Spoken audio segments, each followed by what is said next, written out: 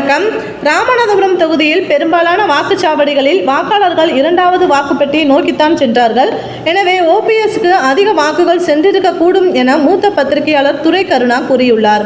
பாஜக கூட்டணி சார்பில் ராமநாதபுரம் லோக்சபா தொகுதியில் முன்னாள் முதல்வர் ஓ பன்னீர்செல்வம் பலாப்பழம் சின்னத்தில் சுயேட்சை வேட்பாளராக போட்டியிட்டுள்ளார். அதிமுக தொண்டர்கள் தனது பக்கம் இருப்பதாக கூறி வரும் ஓபிஎஸ் அதை நிரூபிப்பதற்காக ராமநாதபுரம் தொகுதியில் போட்டியிட்டார். ஓ பன்னீர்செல்வம் என்ற பெயரில் 6 சுயேட்சை வேட்பாளர்கள் ராமநாதபுரத்தில் போட்டியிட்டனர்.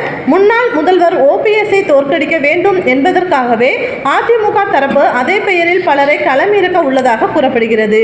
ஓபிஎஸ் உடன் வரிசையாக மற்ற ஓ பன்னீர்செல்வங்களின் சின்னங்களும் வாக்குப்பெட்டியில் இடம்பெற்றிருந்தன.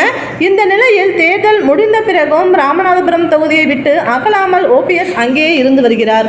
குருபெயர்ச்சி அன்று கூட ராமநாதபுரத்தில் உள்ள கோவில்களுக்கு சென்றுள்ளார். ராமநாதபுரத்திலே ஓபிஎஸ் தங்கியிருப்பது குறித்து மூத்த பத்திரிகையாளர் துரை கருணா பேசியுள்ளார்.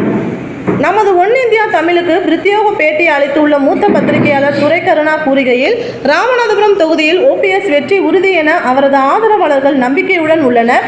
ஓபிஎஸ்க்கு தெய்வ நம்பிக்கை அதிகம். எங்கு சென்றாலும் அப்பகுதி கோவில்களுக்கு செல்வதை வாடிக்கையாளராக வைத்துள்ளார் ஓபிஎஸ். ராமநாதபுரம் தொகுதி மக்கள் தமக்கு அபரிதமான வாக்குகளை அளித்து நம்மை வெற்றி பெற செய்ய போகிறார்கள் என்ற நம்பிக்கை அவருக்கு இருப்பதன் விளைவாகவே தொடர்ந்து ராமநாதபுரம் சென்று வருகிறார். தனக்காக களப்பணி ஆற்றிய நபர்களை சந்தித்து பேசி வருகிறார். ஓ பன்னீர்செல்வம் ராமநாதபுரத்தில் 100% வெற்றி உறுதி என்பது நம்பிக்கையுடன் உள்ளார். மக்கள் மற்றும் கடவுளின் துணையுடன் தான் அரசியலில் களத்தில் இருந்து வருவதாக பலமுறை கூறியுள்ளார் ஓபிஎஸ். தேர்தலுக்கு பிறகு அப்பகுதி மக்களிடம் பேசும்போது ஒரு விஷயத்தை சொல்கிறார்கள்.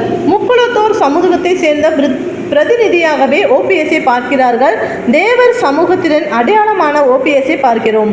கட்சி ரீதியாக பின்னடைவை சந்தித்துள்ள ஓபிஎஸ் ராமநாதபுரத்திற்கு ஆதரவு தேடி வந்திருக்கிறார் என்ற அடிப்படையில் கட்சியில் பேதமற்ற ஆதரவு அளித்திருப்பதாக பலர் கூறியுள்ளனர்.